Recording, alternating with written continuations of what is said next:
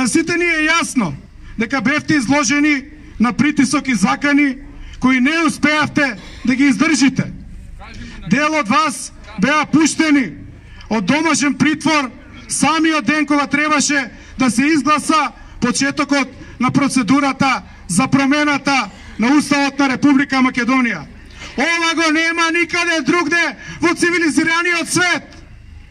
Државата со вакво владење ни се претвори во пример за подсмев и секаде сме посочувани како ненормална држава. Вие се уште пратеници имате можност да се издвоите и издигнете над ова. Слушнете го гласот на народот. Слушнете го шепотот на минатите генерации.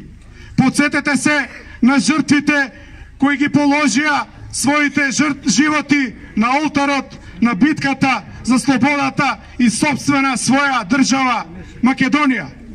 Со кое право ќе ни го менувате името? Кој не гласаше за ова? Дали некој ви даде мандат да го смените името на Република Македонија? Не!